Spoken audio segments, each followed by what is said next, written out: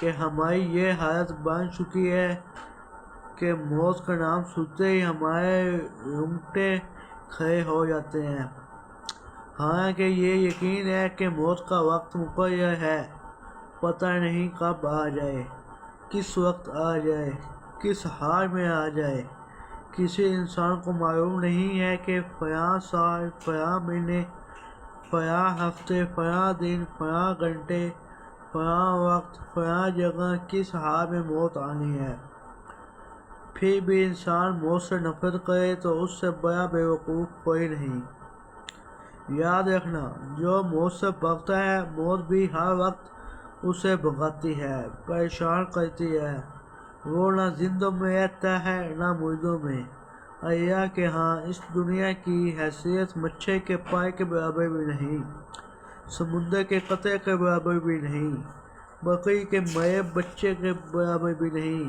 یہی بات عزیزوں کی محبت کی، جن کے لیے حرام کو حلال اور ناحق کو حق بناتا رہا تو وہ بھی فانی ہے۔ مرنے کے بعد تجھے کوئی بھی گائے نہیں رکھے گا۔ کیا وی سی آر، ٹی وی اور ڈش اینٹینا کی ایک لائن قبر میں بابا کو بھی پہنچائی؟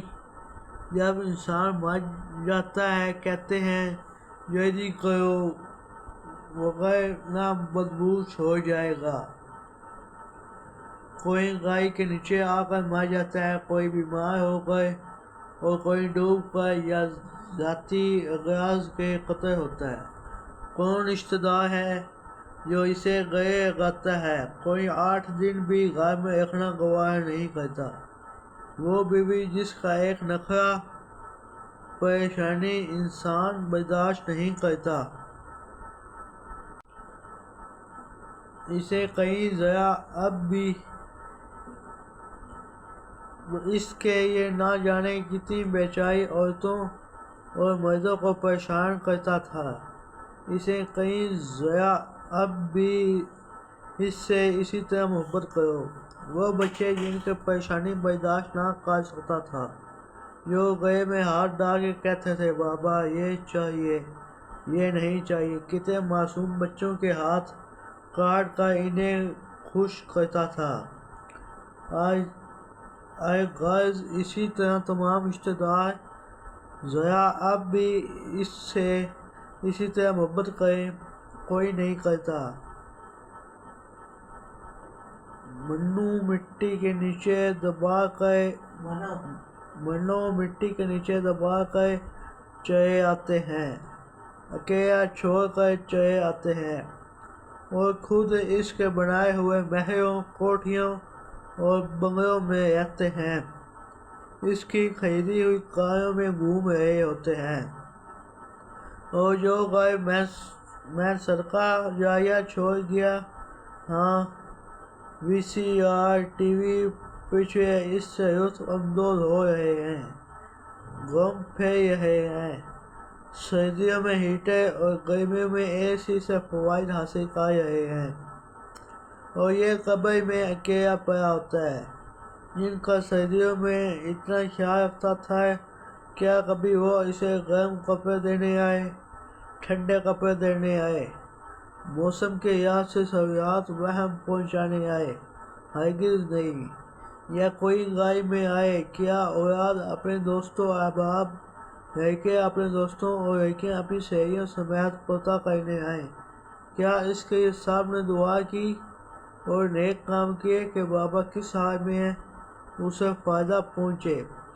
کیا وی سی آر، ٹی وی اور ڈش اینٹینا کی ایک لائن قبر میں بابا کو بھی پہنچائی؟ کیا میوزک سے بابا کو بھی لطف اندوز کیا؟ اگر یہ سب کچھ اسی طرح ہے، اور یقیناً اسی طرح نہیں، تو پھر اے مسلمان، تو کیوں رب کی رضا کے لیے زندگی بسر نہیں کرتا؟ تیری قبر میں جانور گھستے ہیں، بارش کا پانی جاتا ہے۔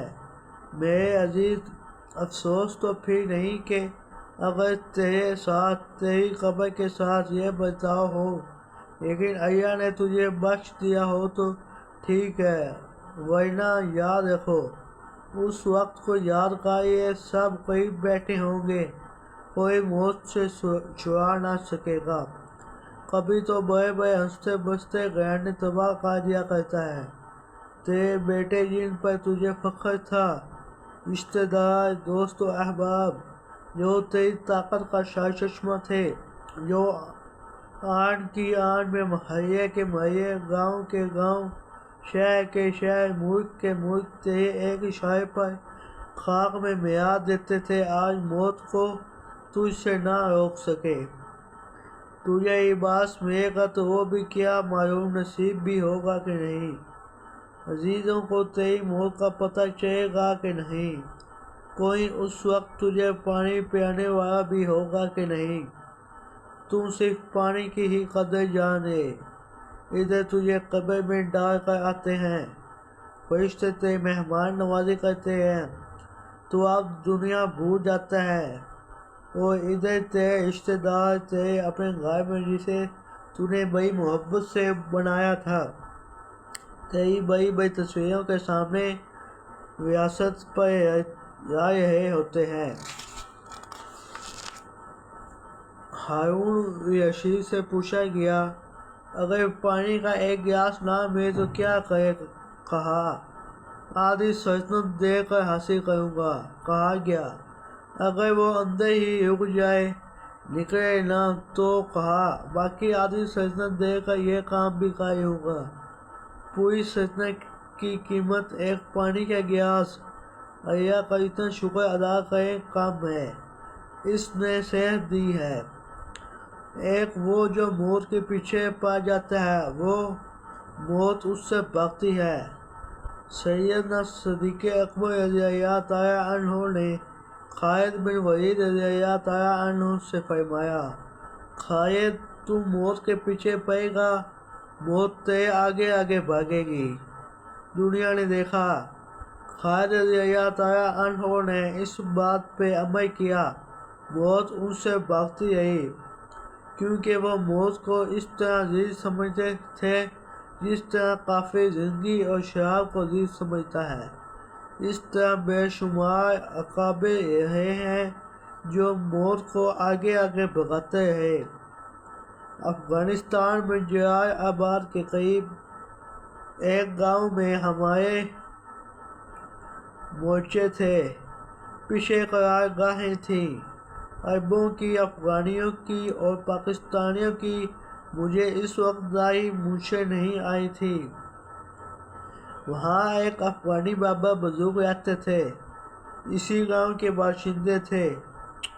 ہم چھوٹے چھوٹے لڑکوں سے محبت کرتے تھے، ہم انگور کھانے جاتے تو وہاں ان کے قریب سے گزر کر جاتے۔ ایک دن ساتھیوں نے دیکھا وہ رو رہے ہیں، ساتھی پریشان ہو گئے، پوچھا، بابا جی کیا بات ہے؟ ساتھیوں کے اشارے پہ انہوں نے بتایا کہ وہ پہاڑ دیکھ رہے ہوں۔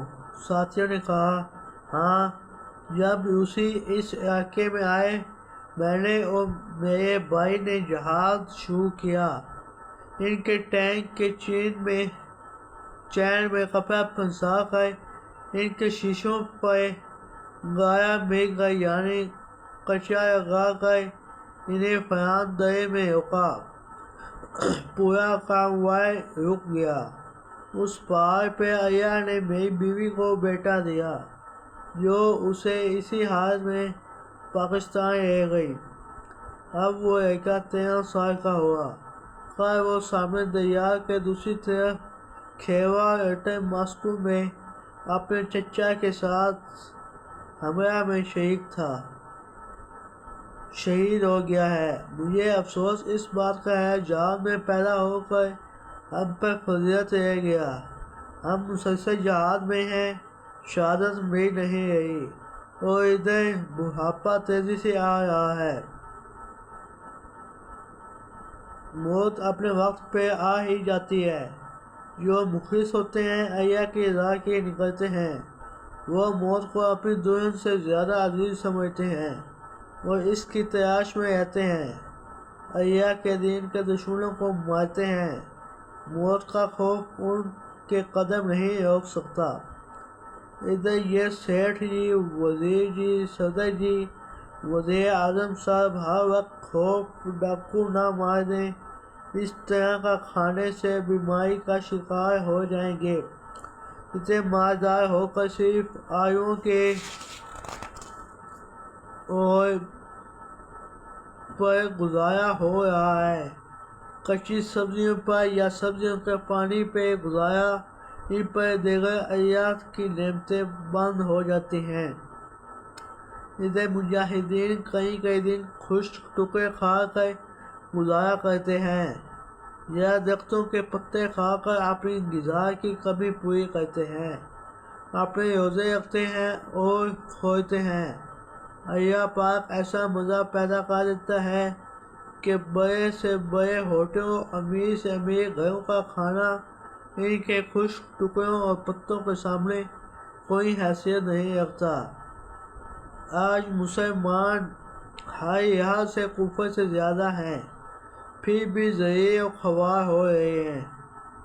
وجہ صرف یہ ہے کہ مسلمان ہی نہیں رہے، انہیں موت سے نفرت ہے اور زندگی سے پیار ہے۔ روٹی ثابت نہیں کھائی جاتی۔ ہم ٹکڑے ہوئے کفر کو ہمیں نگلنا آسان ہو گیا۔ یہ مسلمان اپنے اسراف کے مخالف چل نکلے۔ حدیث کے الفاظ میں، جیسے تم رقموں پر ٹوٹ پڑے ہو، پوری روٹی کبھی نہیں کھائی جاتی، ٹکڑے کر کے کھائی جاتی ہے۔ کفر نے ہمیں ٹکڑے کر دیا۔ تم عربی ہو، تم اجمی ہو، تم افریقی ہو، تم سوڈانی ہو، تم ہندوستانی ہو، تم پاکستانی ہو، تم کشمیری ہو، تمہارا ملک فلاں ہے، تمہاری ریاست فلاں ہے، تمہیں اس کے اندر رہنا چاہیے، اس سے باہر نہیں نکلنا۔ تم لائن کراس کر کے دوسرے ملک میں بغیر ویزے کے نہیں جا سکتے، اگر گئے تو دھر لیے جاؤ گے۔ مسلمان ان تمام چیزوں پر عمل کر کے ذلیل ہو رہا ہے، رسوا ہو رہا ہے۔ کافر ایک ٹکڑا کرتا ہے، یہ خود 10 ہو جاتے ہیں، تاکہ کفر کو ہمیں نگلنے میں دشواری نہ ہو، تکلیف کا سامنا نہ کرنا پڑے۔ ہم خود بخود کفر کا نمائندہ بن رہے ہیں۔ جو کام کفر نہ کر سکا، مسلمانوں نے کر دکھایا۔ اے مسلمانوں، ابھی حق کی طرف پلٹ آؤ، اللہ تعالیٰ تمہیں پھر حاکم بنا دے گا۔ کفر کی ہاتھوں میں نہ آؤ۔ جن باطل چیزوں کو تمہارے نبی صلی اللہ علیہ وسلم نے حجۃ الوداع والے دن ختم کر دیا تھا، ان کو تم زندہ نہ کرو۔ تمہیں کوئی حق نہیں کہ نبی صلی اللہ علیہ وسلم ایک چیز کو حرام کریں، اس سے منع کریں اور تم حلال کرو اور اسے بجا لاؤ۔ کیا تمہارے پاس نعوذ باللہ وحی آتی ہے؟ کون سا فرشتہ آتا ہے؟